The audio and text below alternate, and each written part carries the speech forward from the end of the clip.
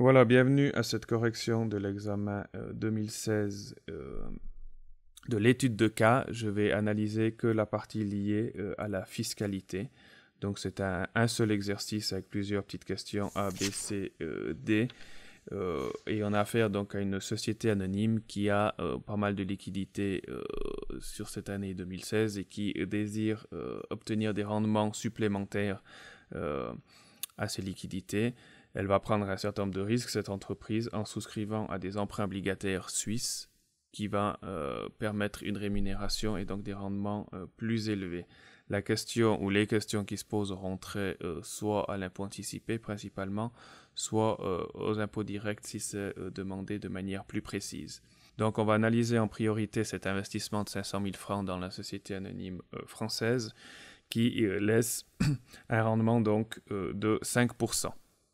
Est-ce que l'impôt anticipé entre en ligne de compte? Première question, première ligne. Évidemment que oui sur ses intérêts annuels. Donc oui sur ses 25 000 francs, 5% de 500 000 francs. C'est soumis à 35% d'impôt anticipé, le taux classique. La base légale est l'article 4 de la LIA et l'article 13 au niveau du taux d'imposition. Ça, c'est le cas, je dirais, usuel, classique, chaque année sur les intérêts. Qu'est-ce qui se passe à l'échéance, donc lors du remboursement?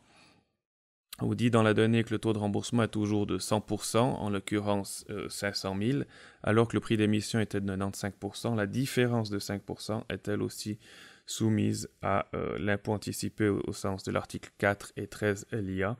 Donc, c'est une coïncidence, mais le montant d'impôt, respectivement la base imposable, est identique au moment de l'échéance que lors de chaque année, lors du rendement de l'intérêt de 5%.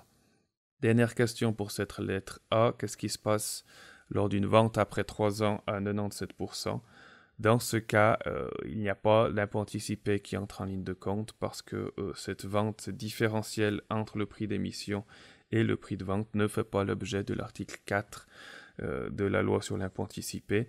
Encore une fois, c'est au moment de l'échéance, au moment final, lors de l'encaissement à 100%, que l'impôt anticipé sera dû. Je passe maintenant à la lettre B, où ici on a finalement l'actionnaire en qualité de personne physique, qui ce coup-ci investit dans un emprunt obligataire, et donc non plus la société.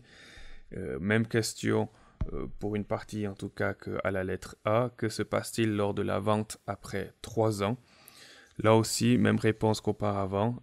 L'impôt anticipé n'entre pas en ligne de compte parce que cette vente à 90% n'est pas soumise au sens de l'article 4, alinéa 1, lettre A.